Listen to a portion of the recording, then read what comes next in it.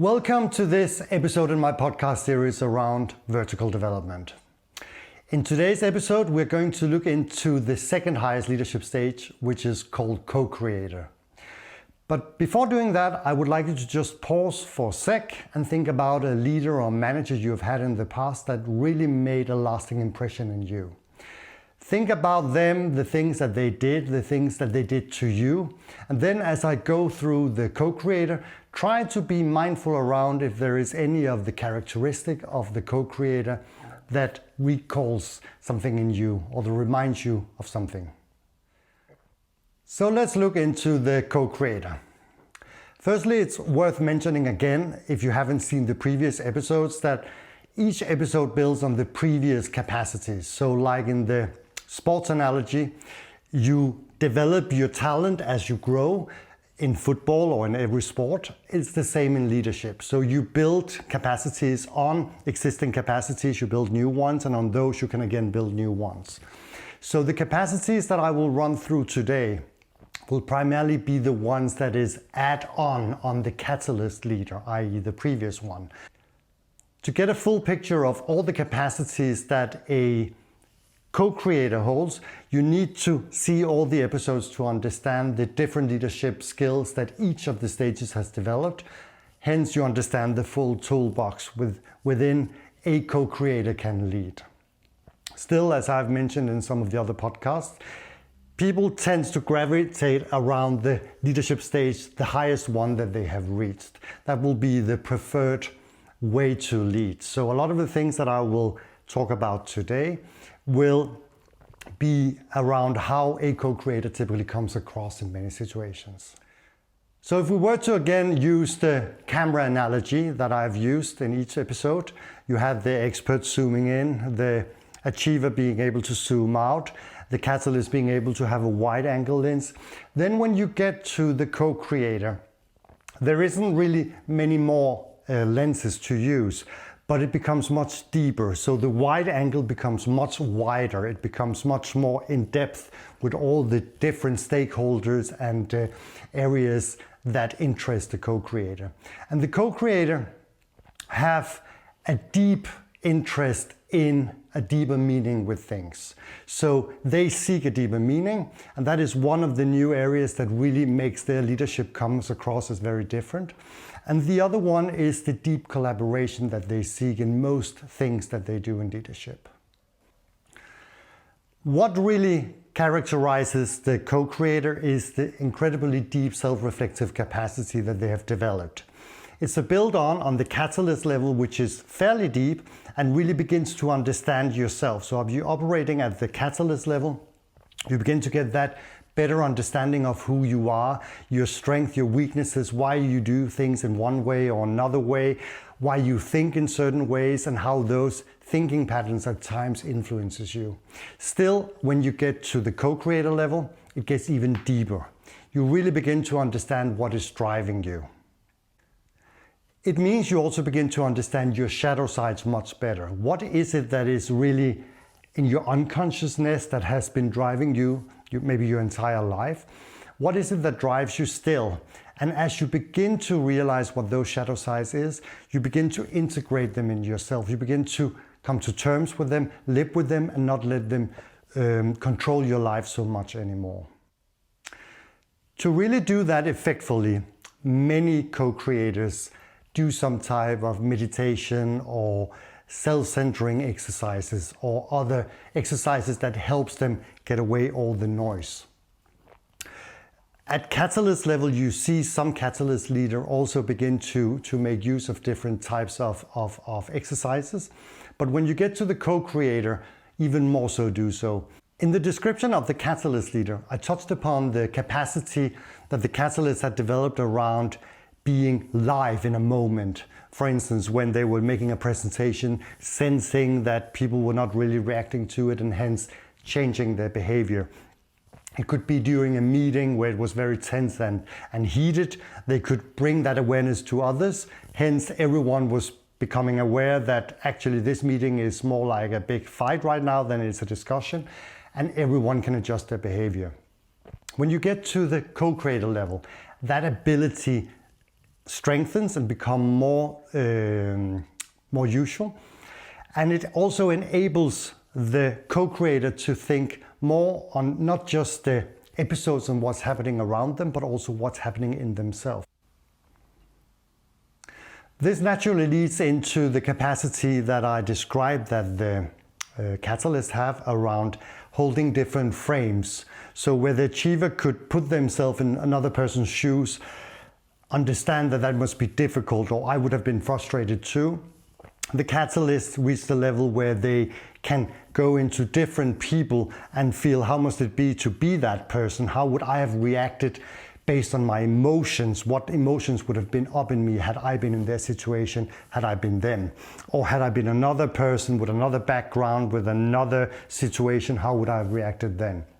That ability that the catalysts have developed to go into different people, not simultaneously, but during a very short period of time, is a very, very strong skill that develops further at the co-creator level. Here, the co-creator has the ability to do it almost simultaneously.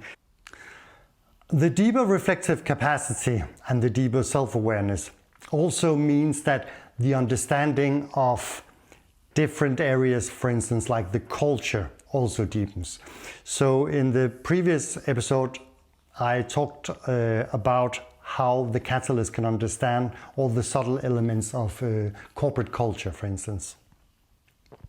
What differs when you get to the co-creator level is that where the catalyst would typically see themselves as leading a cultural change, because they understand that they as a strong role model needs to facilitate a change. The co-creator understands that the culture and the organization are interdependent. So the culture is shaped by every employee, not just by the top team. So the top team may lead a direction, but if you don't get a wide and very, very extensive support for cultural change, then it can be difficult to really successfully implement that change or maintain it, because every person comes with a mindset, a behavior, and an attitude that can influence it. So you may do your utmost to try to change, for instance, a culture, but still, if you don't get a wide support in the organization, it can be difficult. To draw an example, if you have a very coherent group and you get another coherent group in, for instance, a merger between two corporates, you very clearly see the challenge you have with when you have a big group of people thinking in one way and a big group of people thinking in another way. How are you going to lead it? Not just because a manager in the biggest or in the organization that has the decision power will say that now it has to be this way. So you need to think in that every employee has an impact on an organizational culture. And for that reason, the co-creator seeks to collaborate much more deeply with everyone in the organization. So they have a very different approach to leadership. They have a very different understanding of how effective leadership is being implemented. Another feature with the co-creator is the much higher focus on diversity and inclusion. So the catalysts have the ability to put themselves in other people's shoes, get a feeling of how they may feel and where they're coming from, how it must be to be other people at an emotional stage. That level deepens when you get to the co-creator and it becomes much wider.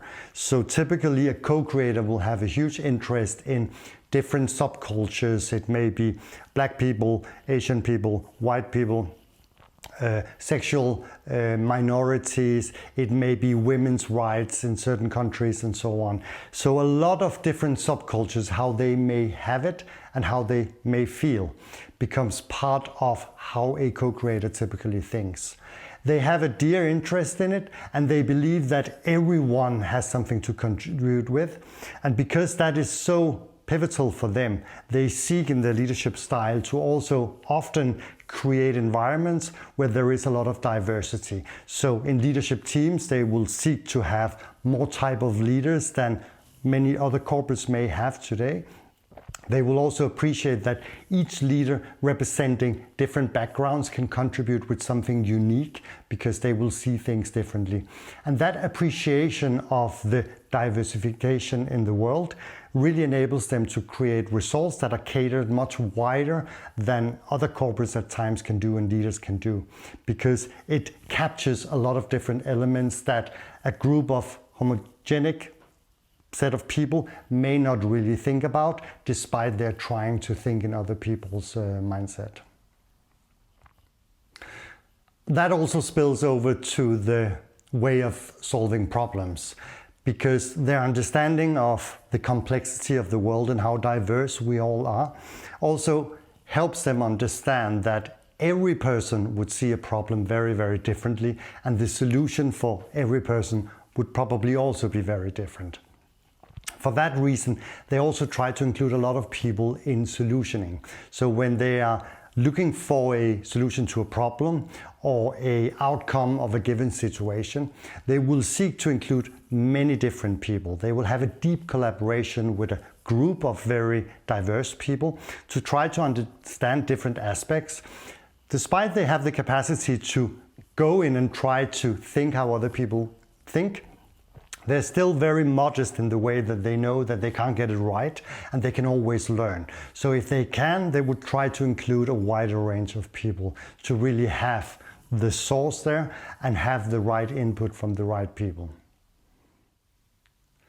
As a group of very diverse people then have this conversation and they get to a shared understanding of the problem, each understanding each other's points of views, then it also enables that group to come up with a solution that typically is beneficial for all of them or cater all of them's needs. That leads naturally into one of the new power styles that I mentioned, the deep collaboration that the Co-Creator have. So to go back to the example of the catalyst creating a vision, where they create a vision, they may have the far goal of where they should go as an organization. They will then include a wide group of people helping, making it more clear in detail, plan for the implementation and really making it come to life. Where you get to the co-creator level, that deep collaboration expands even further.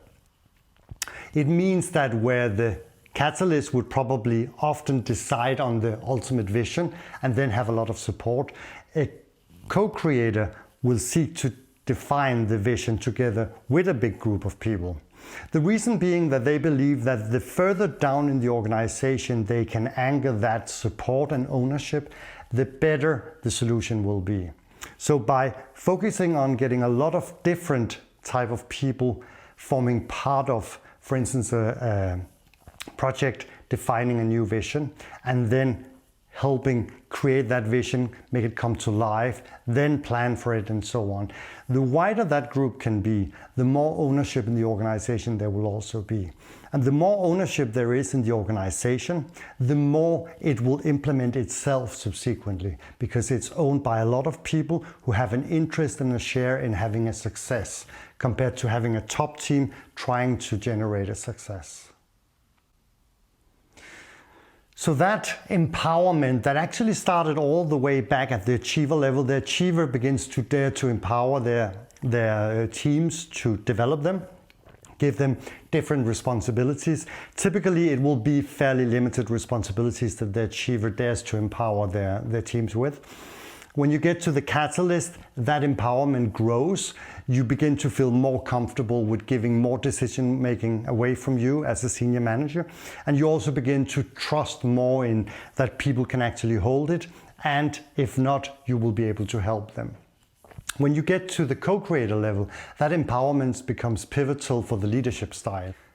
They simply live after the mindset that the more I can empower people and do a co-shared responsibility in the organization, the better outcome I will achieve. They feel comfortable with it. So in organizations led by co-creators, it would not be unnatural to see a lot of the decision making have been removed from the boardroom down to, for instance, different business lines that have autonomy to do whatever they feel is the right thing. Because the co-creator leader is comfortable with it, it becomes more on an orientation level and not like a direct reporting level. So they become more like a sparring partner that is available if a more junior manager leading a business line, for instance, have a need to consult or having a doubt. But because they're so open and relaxed about it, it would also become natural for that leader in a business line to go back to maybe a CEO or senior co-creator leader and discuss topics and ideas, because they have already facilitated this organizational approach that we are all inclusive, we engage each other, and we seek to find solution based broadly in the organization and not just in boardrooms. It also means that people working in organizations that are led strongly by co-creators, you typically find a very, very high satisfaction among people in the organization at all levels. People take pride in working in organizations like that because it's organizations that really supports everyone's views, and because everyone's views becomes important, everyone feel they're part of it, and because they feel they're part of it, they also like being there. So they become very stable, they're very good at maintaining their staff, but also very good at solving problems at different layers without a lot of escalations, because the organization facilitates this very different type of engagement between different layers. That is also supported by the approach to errors that the co-creator typically have. The co-creator is not a leader that would make a big scene out of a failure, as long as the failure is resulting in a learning. And it may be even a very costly failure or something that has a huge consequence for a company. As long as that failure is being seen as a learning opportunity, the co-creator leader will be very good at handling it and get something positive out of it. Because they are aware that everyone has weaknesses, everyone can fail at times, including themselves. They're very mindful around their own failures at times. They also accept that everyone else can have it, and they support them in overcoming their failures. But they always support also making it into a learning-oriented opportunity. So they are very feedback seeking. They give feedback, they seek feedback, and they also provide feedback widely in the organization and foster an environment where feedback becomes natural. It also means that an organization like that, where you decentralize a lot of the decision making, you allow errors to happen at times, as long as you don't repeat the errors, but you learn from it everywhere, then you get an organization that grows mentally wise, because they constantly try off new things, they learn from it, sometimes they have success, sometimes they may not have, but each time is a learning opportunity to become even better at the next project or the next experience they're going to try off. So they create organizations that are very fit for a very dynamic world, a world that is constantly changing. And one of the things that really drive them here is their need for deeper purpose. So that deeper purpose is also rooted in that they want to create an organization where people find a deeper purpose of coming in and working. So the deeper purpose doesn't need to have to be something environmentally or something around doing a big difference for different parts of the world or the nature or animals or things like that. It can also just be creating that organization where everyone thrives, where everyone looks forward to get in. That becomes the very deep purpose for a co-creator leader. Because the co-creator have such an in-depth understanding of themselves, their self-awareness is so developed, they're also very mindful around their assertive and receptive sides, and also how they still have that voice inside nagging themselves when they fail, and the other side reacting to that voice, pushing themselves down and saying, well, why can't you get it right, and so on.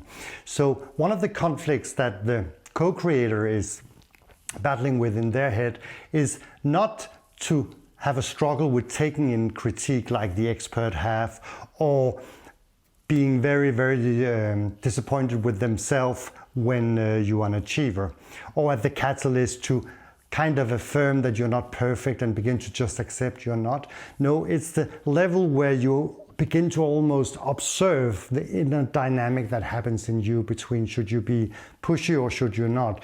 How should you react when you fail or you don't do things to your own expectation? Should you then accept it, or should you just say, I don't care, or should you be hard on yourself and so on?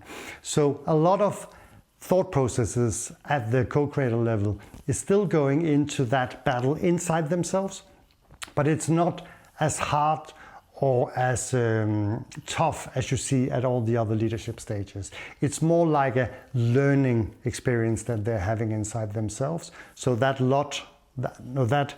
deep reflection upon their different behaviors and how to react upon it enables them to become better and better at managing it.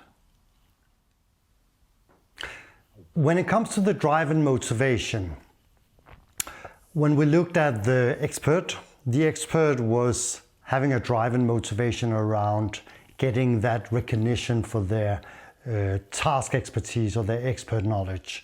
When you got to the achiever level, it was around being part of something bigger, creating some outstanding results. Those results either being within their own function or for the entire organization, but that feeling of contributing to something bigger. Then when we got to the catalyst level, the catalyst is very much around seeking bigger purpose. It has to be a meaning, not just like the end result, but also on the journey to get to the end result. It has to be nice to get to work. When you get to the co-creator, it's more of the catalyst, but just even deeper. So they really need to feel that they are in an environment where they thrive. They will do their utmost to enjoy. And they are at a level where if they do not feel that they get these needs covered, then they would leave. And they're not so driven necessarily by the position or the prestige that they may gain from a given high position. If it doesn't give them that personal satisfaction of something bigger, that they contribute to something bigger in life, that drive is being fulfilled in one way or another, they would resign. They may even resign top prestige jobs, start their own company, try something very different and just take the chance because they want to get up every morning, be motivated and do what they really burn for. And they also want to go to bed at night feeling that they have been truthful and authentic to their own desires and dreams and lives. So authenticity becomes part of the co-creator's universe, that they need to be authentic to themselves and what they really believe is the right thing for them to do. That also means that they dare to try off more things, because in their seeking of being authentic and really stand up for what they believe is right, they sometimes have to try off new ways of doing things or new directions in career or starting up their own company or doing something very different. They may not always be successful, but then they will learn from it and they will try another approach. So they see it almost like small projects that they try off. And every time it's a success, they can build on that. And when it's not a success, there is a learning opportunity that can enable them to do another trial and project that hopefully will be more successful. So to sum up, for the co-creator, life is one long learning journey. So they see themselves never really becoming good enough.